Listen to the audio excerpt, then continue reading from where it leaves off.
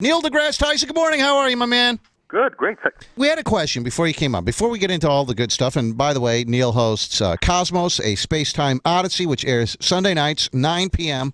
on Fox.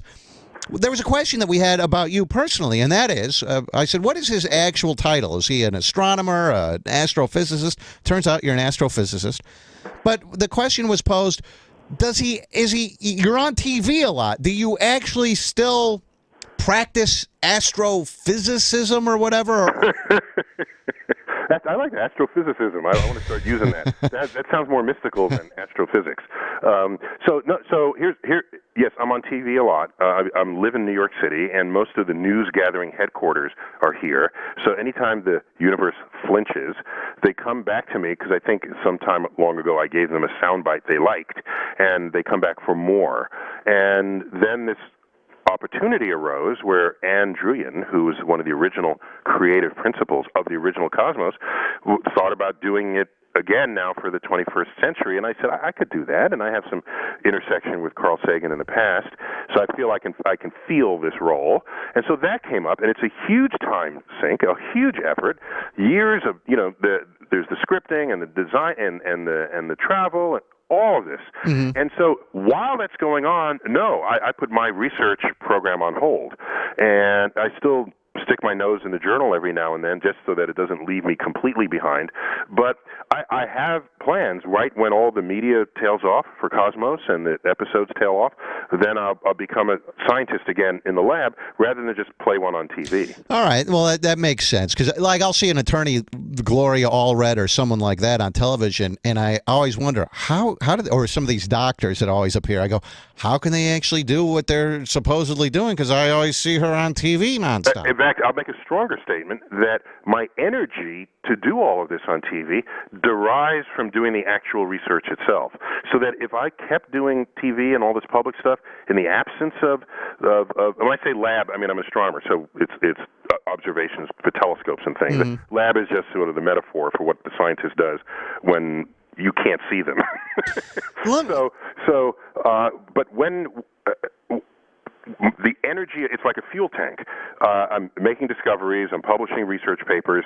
Now I say, I got to share this. Who can I tell it? Grab people in the street and tell them about the latest discoveries. So for me, they go hand in hand. If you were to make a prediction, Neil, when we will find out. Now, obviously, I'm one of these people, I believe, with all the billions of stars, there's of course, there's other life out there in the universe. Some people... Wait, just so you know, there's billions and billions of stars. Sure, okay.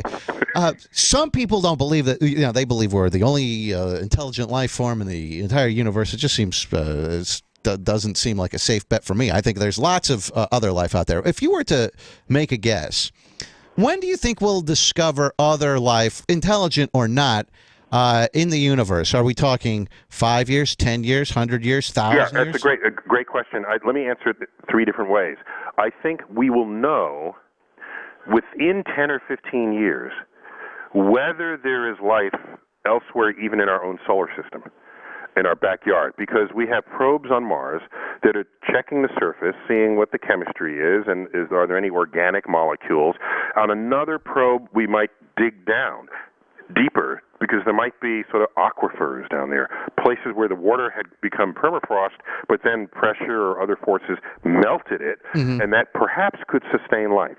Because Mars is tantalizingly, it's got dried riverbeds that had meandered, and river deltas and floodplains. It has all the telltale signs of liquid water having once coursed on its surface. So whether or not we find active life today, perhaps we'll find evidence of life that once thrived. If we didn't find any, Neil, would you say to yourself, wow, if there's no evidence of life on Mars, would that make you question whether there is other life in the universe?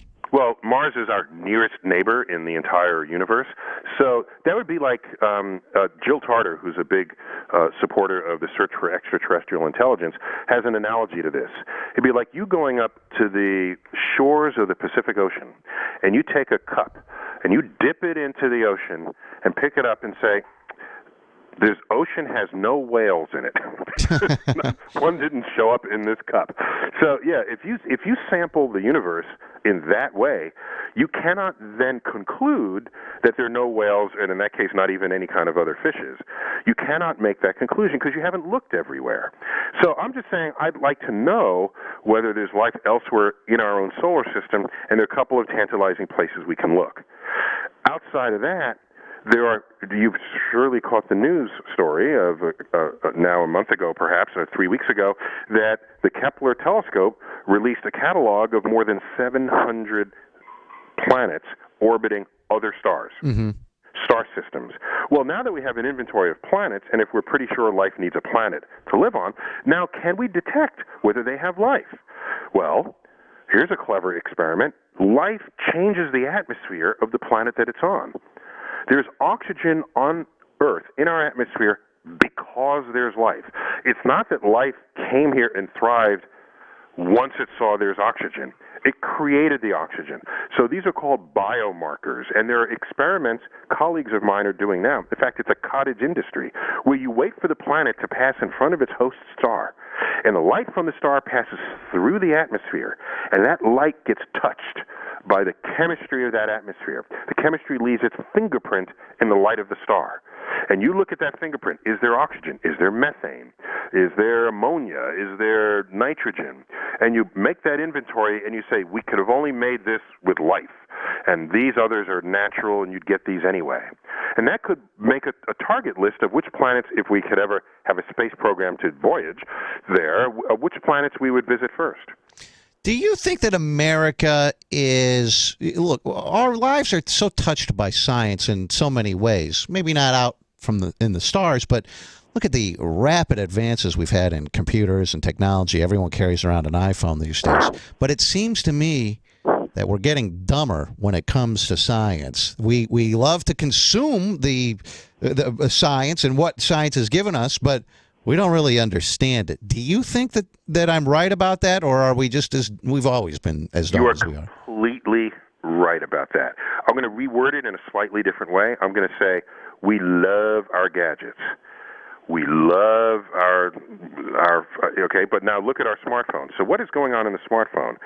This is a device that is communicating with orbiting satellites to tell you when to make a left turn to find the nearest Starbucks.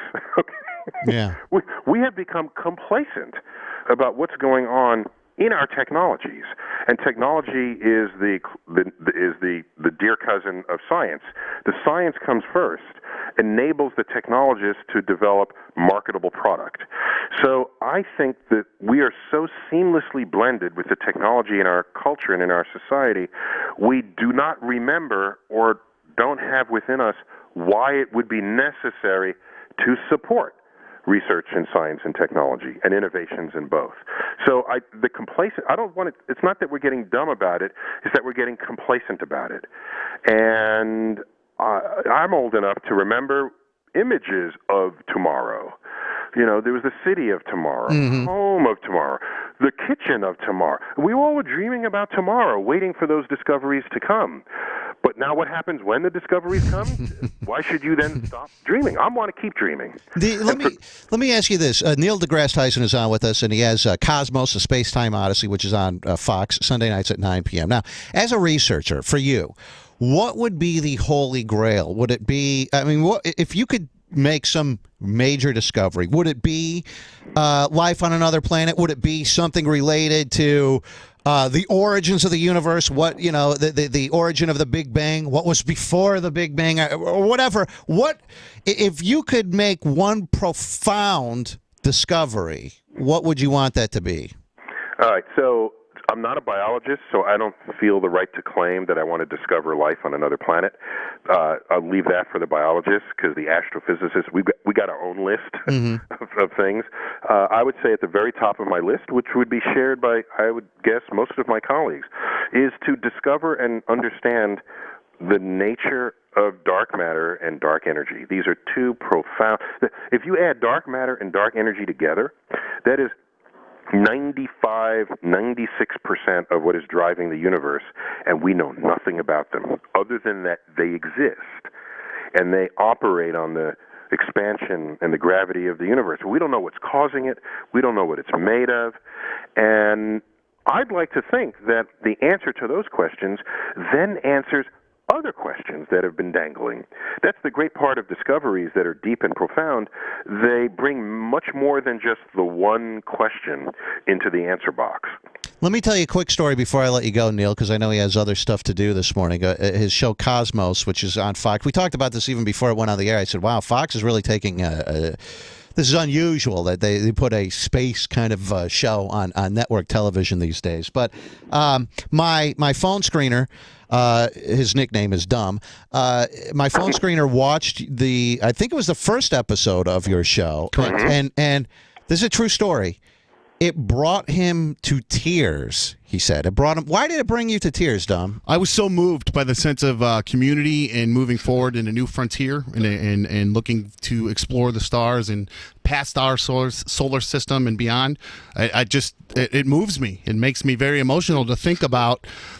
I like the idea of exploring new things, and his passion about it moved me. I was just blown away by it. It's really cool. Thanks for that endorsement. Dare I suggest, not that I was inside you when this was happening in your head, but I think you became moved and a little bit overwhelmed in a good way by the cosmic perspective that we were presenting. Absolutely. The smallness of us blows me away compared to the size of the whole world. And Neil, I will tell you this: Neil deGrasse Tyson shares something in common with a porn star, because the last thing that moved Dumb was watching porno, probably. Last question, Neil. I may have even asked you this. They both involve heavenly bodies. Right? Hey, there you go. That's right. He's funny. Not only an astrophysicist, but he's funny. I might have asked you this. You've been on the show before. I might have asked you this before, but the last question before I let you go, because I know you're busy.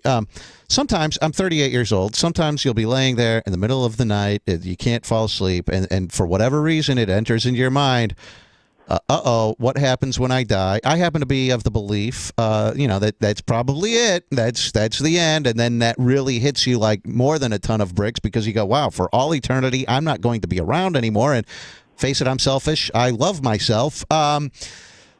Do you think about that kind of stuff? I mean, it's a weird thing to think of one's own mortality and how tiny we are in the universe, and how no one will remember us 100 years from now, or you personally, or me personally, or whatever.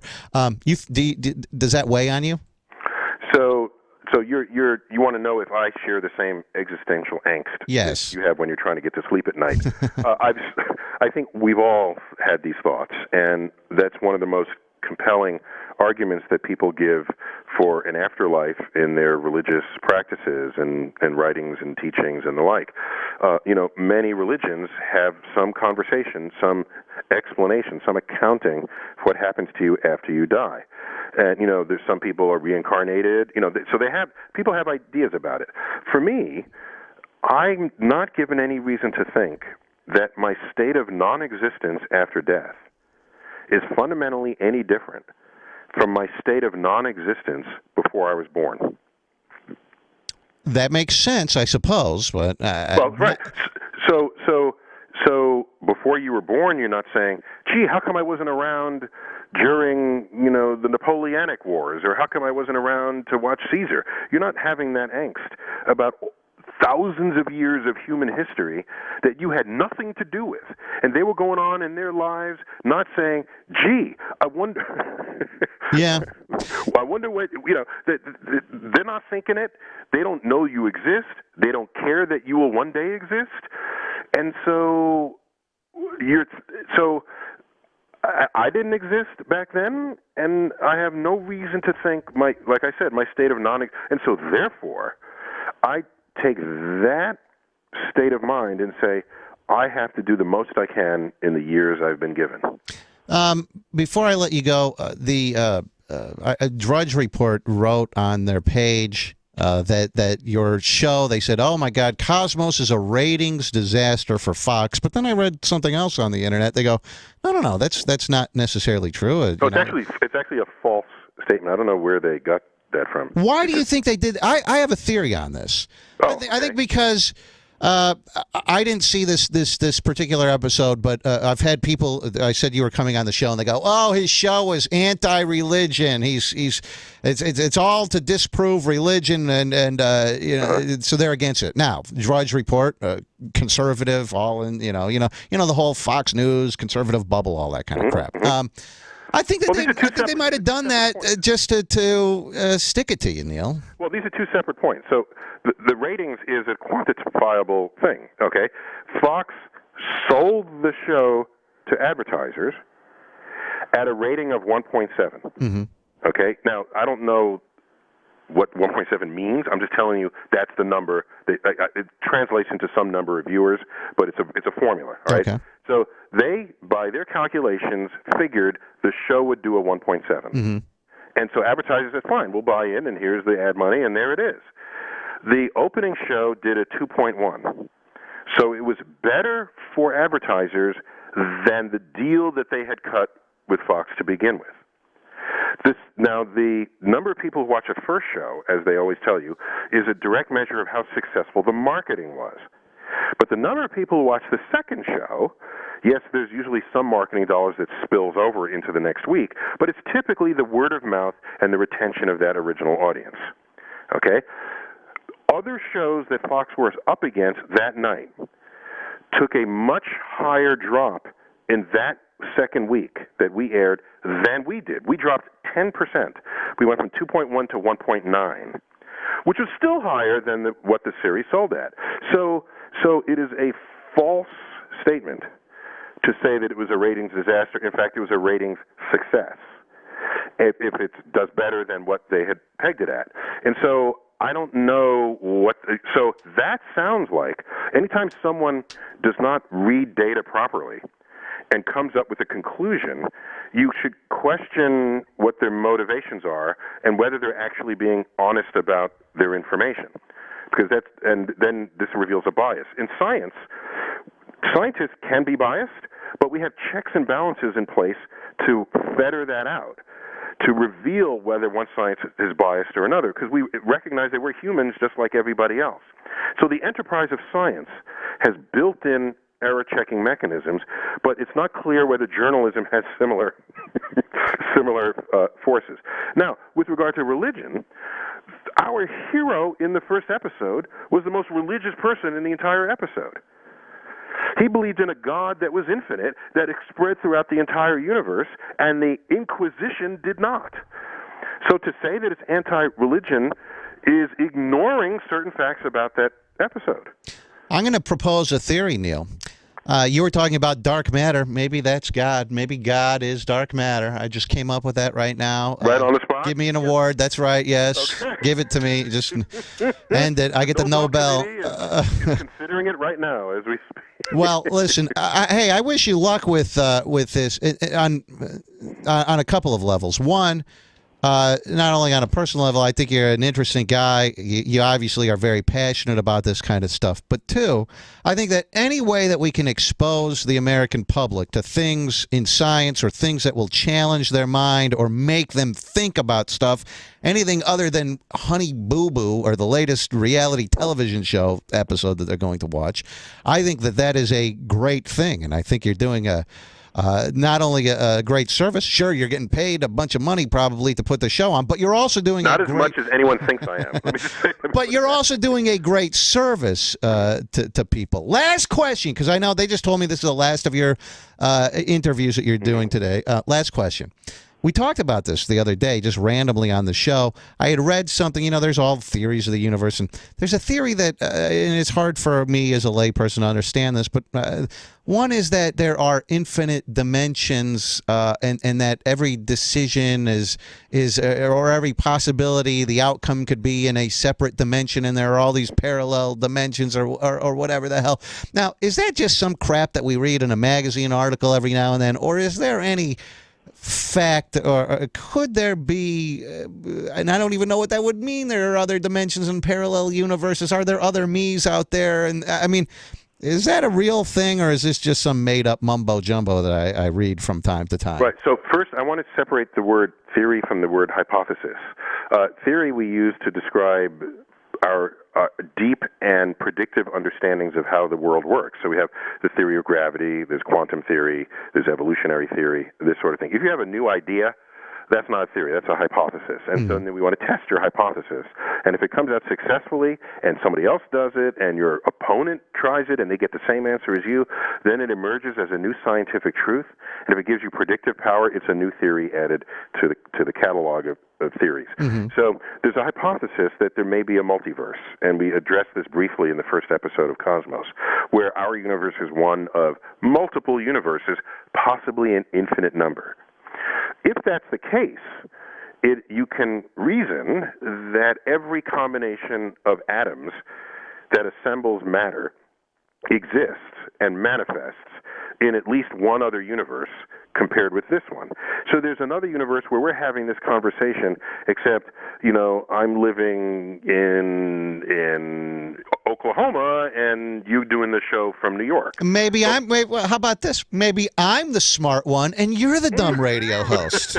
Oh, you like that idea, Neil? I have to figure out what universe that is. He's like, yeah, there's no hypothesis that will cover something that dumb. So then people started saying, if there could be another me out there, maybe I have another soul, or maybe we share the same identity, and so I have eternal life. And so I think the urge to want to live forever has overstepped in anytime people bring up the multiverse, because your twin, if you had one, has identical DNA to you, but that twin is not you. Mm-hmm. That's not you are you. Even though there's another person with identical DNA, top to bottom, that is not you. So why should someone in another universe, just because you assembled the atoms in the same way, why should you all of a sudden be that person and live forever? Do you think we'll be able to put our brains into or our consciousness into a computer sometime, maybe 100 years, 200 years, 1,000 years from now or something, and imagine the possibilities of that? If that's crazy. Of course, talk. Ray Kurzweil has suggested that, and it's called that transition in our civilization, the singularity. I'm angry with him for taking our word.